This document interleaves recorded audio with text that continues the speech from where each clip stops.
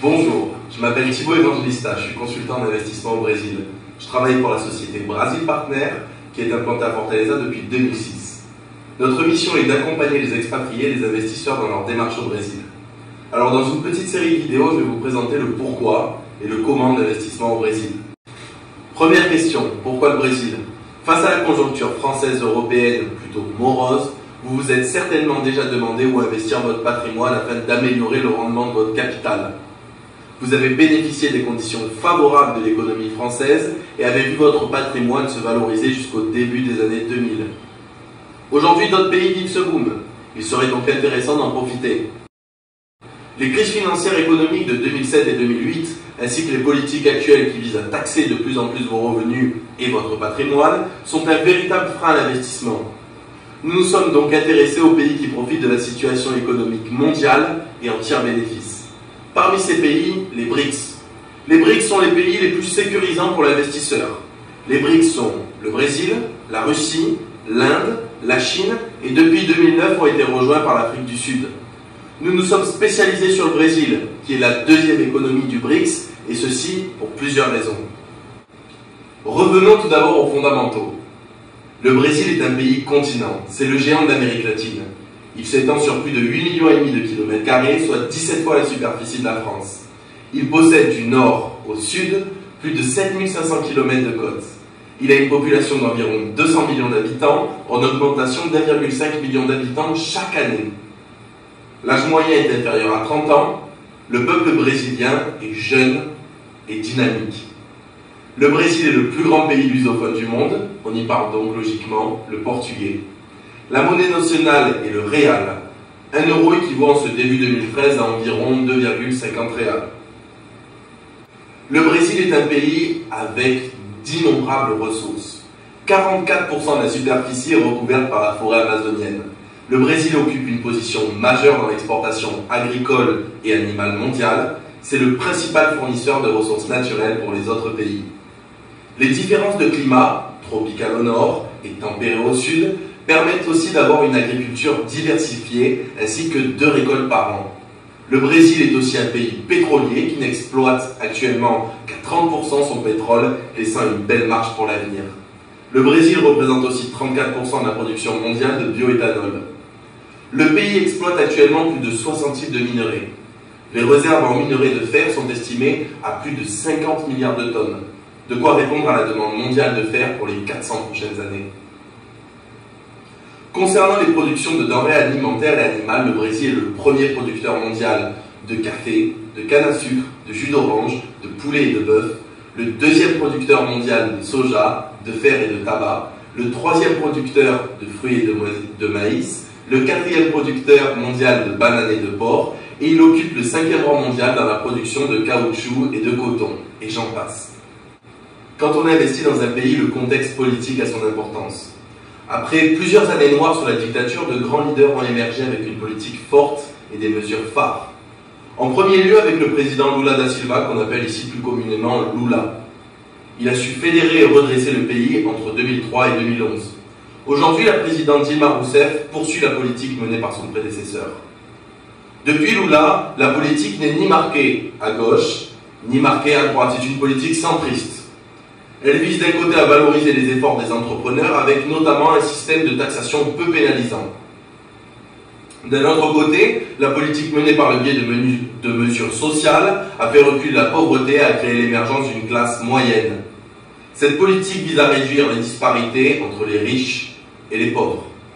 L'émergence de la classe moyenne est le moteur de la consommation brésilienne.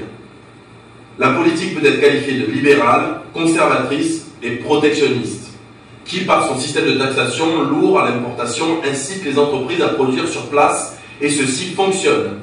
Dans les années 90, parmi les 500 plus grandes multinationales, seulement la moitié avait une filiale au Brésil. Elles sont aujourd'hui 430.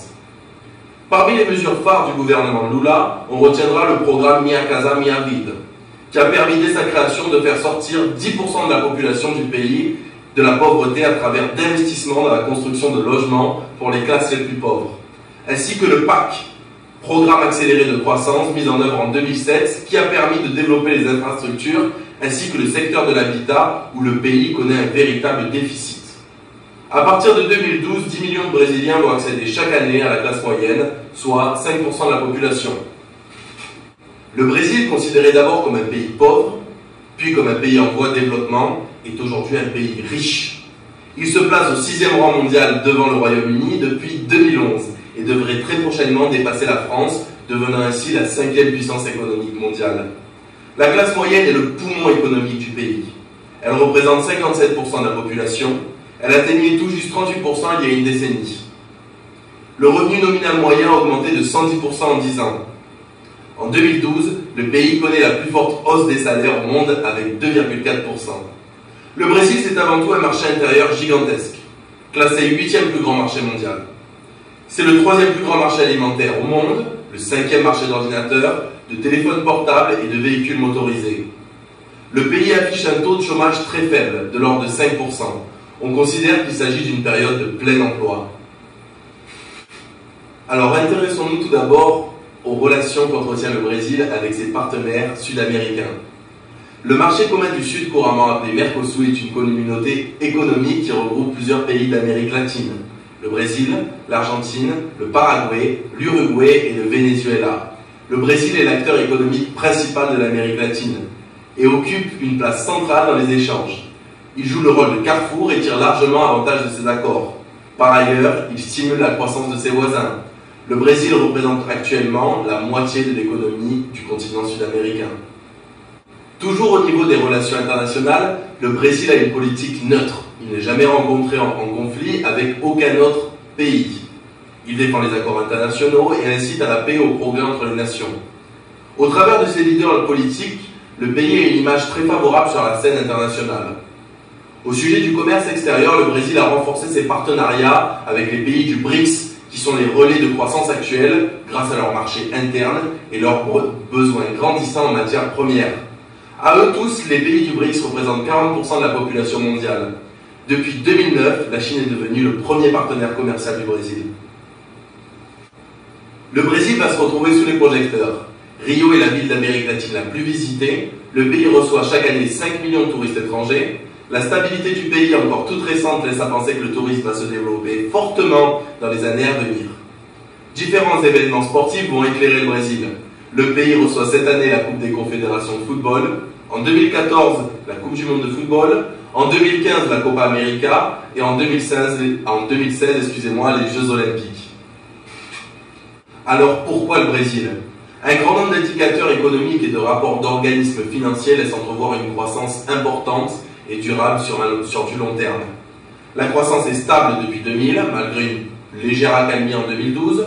Le FMI prévoit une croissance de l'ordre de 4,5% en 2013. De nombreux groupes internationaux ont déjà profité du dynamisme brésilien.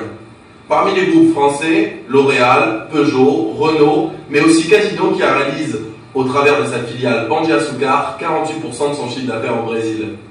De nombreux particuliers ont investi au Brésil par le biais de structures comme Brasil Partner, qui accompagnent les investisseurs et personnes souhaitant s'expatrier tout au long de leur projet. Le Brésil offre des garanties et avantages non négligeables pour l'investisseur étranger, et notamment français. C'est le 4e pays au monde qui reçoit le plus d'IDE. IDE sont les investissements directs étrangers. Et pour cause, l'investisseur étranger peut détenir 100% de son capital. Il n'est pas obligé de s'associer avec un natif et éloigne ainsi le premier risque lié à l'investissement direct étranger. De plus, pour les Français, les accords signés entre la France et le Brésil ne vous soumettent pas à la double imposition. Il serait donc temps que vous en profitiez. L'investissement au Brésil n'est pas chose aisée. Il nécessite une importante implication personnelle, du temps, des informations et un réseau de professionnels qualifiés sur place afin de vous appuyer dans les démarches administratives et dans la compréhension du marché brésilien. Il est donc déconseillé de tenter l'aventure sans l'appui d'experts établis depuis plusieurs années dans le pays. Brasil Partner pourrait être votre interlocuteur unique, alliant les compétences de professionnels de l'investissement immobilier, d'experts en fiscalité et en comptabilité et en droit brésilien. Nous proposons des solutions appropriées qui vous permettront d'investir de manière efficace et sécurisée, avec une veille constante sur le marché et un suivi en français. Brasil Partner, c'est entre autres plus de 150 particuliers qui nous ont fait confiance et plus de 80 demandes de visa d'investisseurs. Pour faire un point sur cet exposé, on retiendra que le Brésil est une puissance mondiale, que le Brésil a une économie en pleine croissance, stable, accélérée, que le Brésil est un pays de ressources abondantes, qui ne risque pas d'en manquer, que la politique est stable et protectionniste et un véritable levier pour l'investisseur, que le pays va être sous les projecteurs grâce à des événements mondiaux et qu'il y a de nombreuses opportunités et des avantages pour les investisseurs particuliers français. Donc je vous remercie pour votre attention. Dans la prochaine vidéo, nous rentrerons un peu plus dans le vif du sujet, à savoir comment investir au Brésil, et nous détaillerons notamment les démarches administratives. J'espère que vous avez apprécié cette petite vidéo succincte sur les raisons pouvant vous inciter à investir au Brésil. N'hésitez pas à visiter notre site brasilpartner.com ou à rentrer directement en contact avec moi sur mon adresse email t.evangelista@brasilpartner.com. Je me ferai un plaisir de vous répondre. Je vous remercie encore pour votre attention et je vous dis à très bientôt. Au revoir.